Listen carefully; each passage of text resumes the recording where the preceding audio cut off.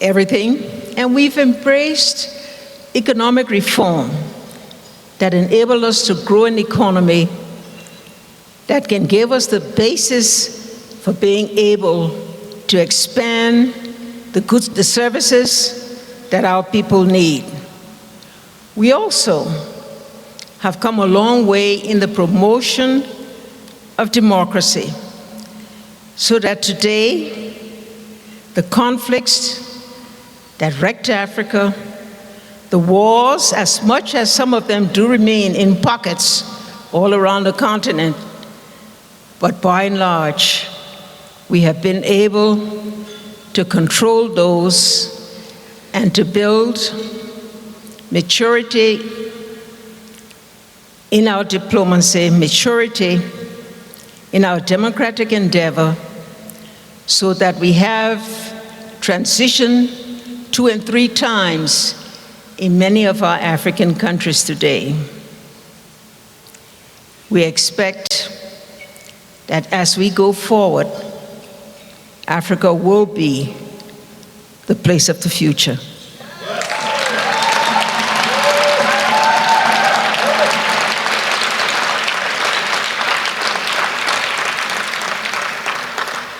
That's because our population is young.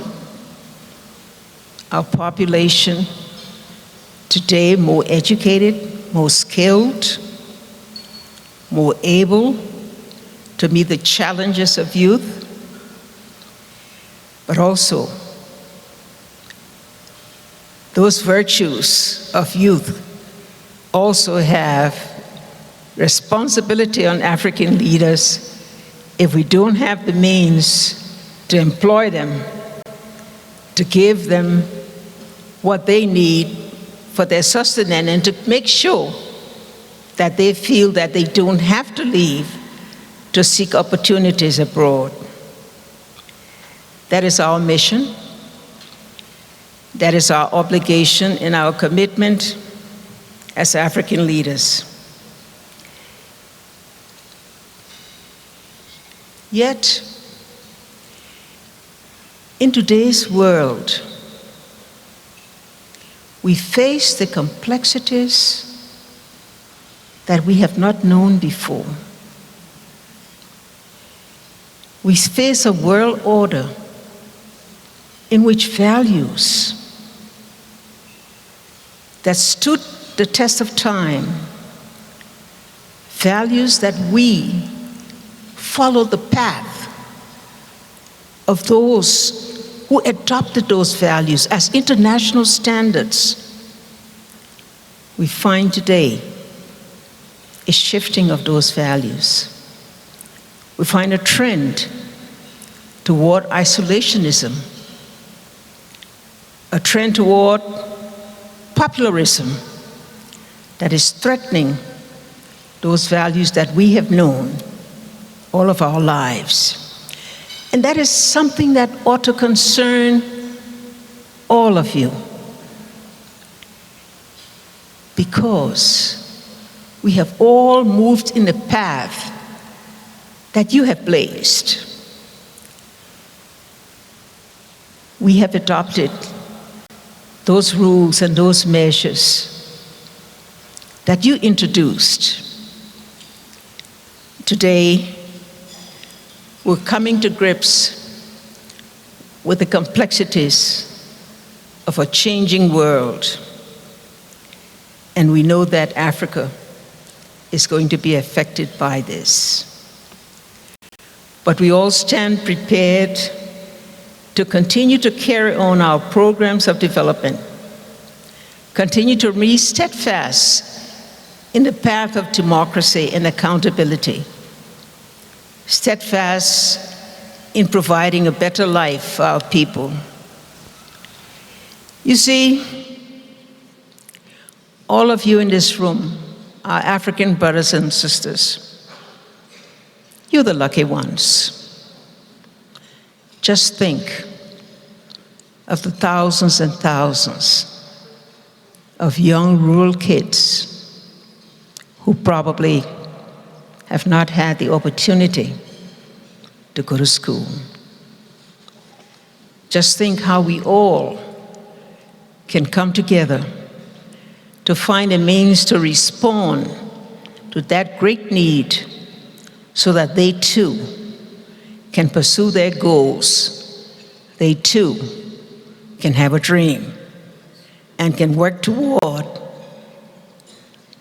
the implementation of their dreams. That's a responsibility that all of us must be concerned about, because we do live in an interconnected world. No country is an island unto itself.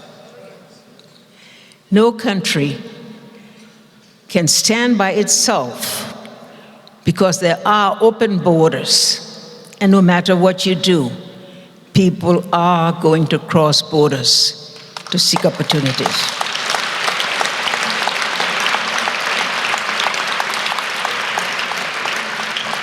What we can do is what Colorado has done. First, by the Africa Leadership Group that has brought themselves together with an agenda they're carrying out, and by the leaders of the state of Colorado that have taken such bold action to support immigrants, to give them a fighting chance, to give them an opportunity to realize their dreams.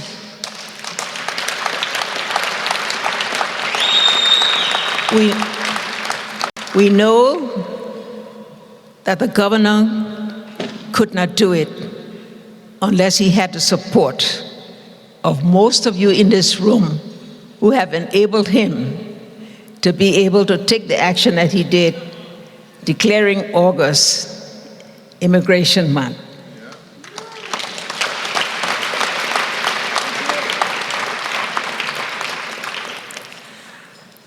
Our challenges remain, not only in Africa, but challenges we face the world over. First, the challenge of youth. Today, 75% of Africa's population of 1.3 billion is under the age of 35. Just think what happens with those young people. Enabling the education they need, the health services they need, the basic services of housing, employment. Those are the challenges that we face. The other challenge is to improve the participation and the leadership of women.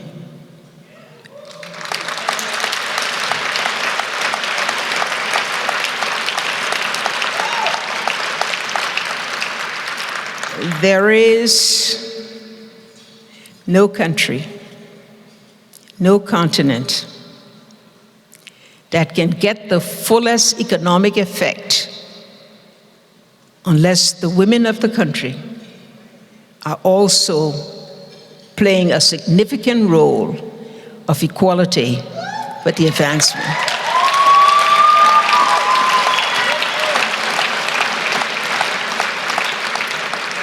And so I was so glad to see what happened here with not only those, the dancing troupe were mostly women. The head of the youth group was a very outspoken,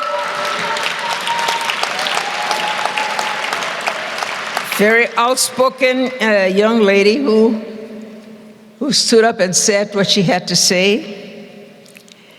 We need to do more to improve those leadership around the world. That's part of my mandate, because you see, one woman president does not equality make.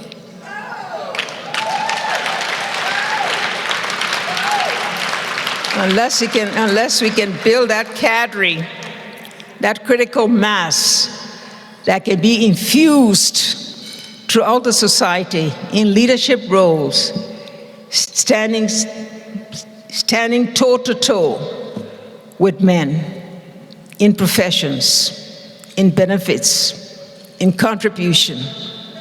Unless we can achieve that, our full dream of equality and economic emancipation will not be achieved.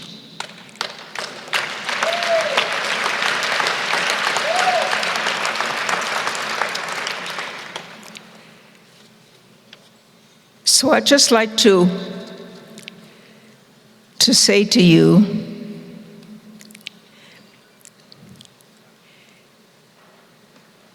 what I faced in Liberia.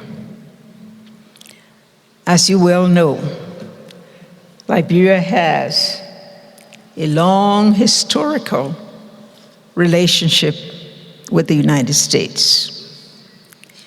And that relationship has stood firm over several generations.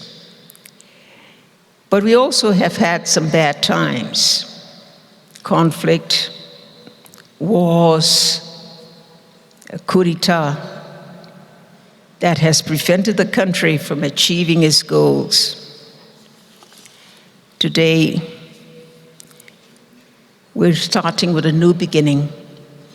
We are at a crossroads, the crossroads of whether we're going to continue down the path which for the past 12 years was concentrating on building, planning for a transition, a democratic transition, which was achieved, or whether we'll go back to some of the difficulties that we have faced.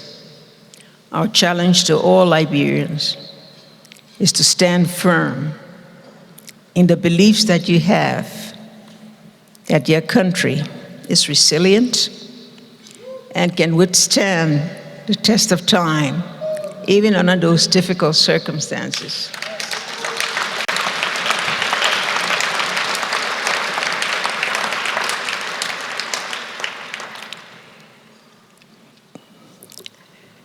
I always try to close with a story of a little girl in a rural area who was being admonished by her principal because she was arguing with some of the boys in the yard, in the schoolyard. And so he decided to dress her down and say, you know, you're a girl. Girls don't fight. You know, girls don't make noise. Girls maintain themselves. And she strode up to him and she looked at him and she said, Mr. Principal, just remember, a woman is president.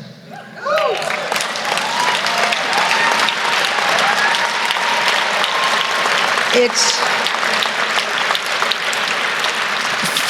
for me, that was a young child having already set their sights because they saw something that was different. And they wanted to make sure that they captured that and was bold enough to say, that's why I can take a stand. That's why you can't speak to me the way you did.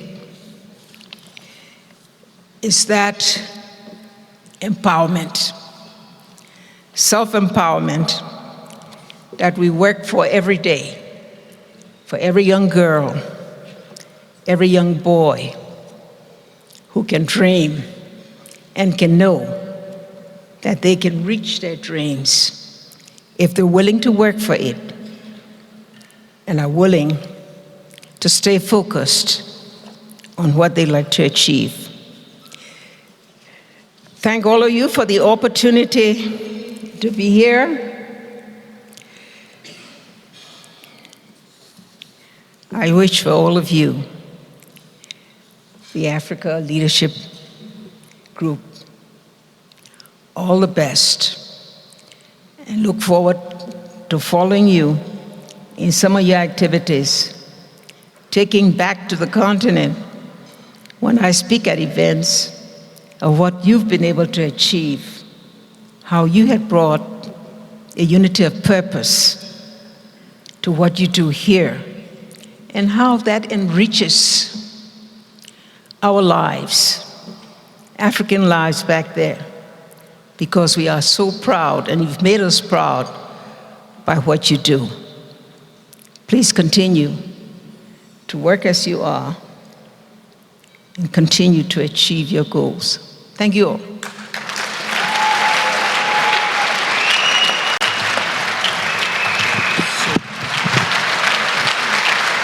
Her Excellency would like to present you with an award. Thank you. On behalf of the entire African Leadership Group and the entire Colorado community, we would like to present to you this Living Legend Award for all your contribution, not only to Africa, but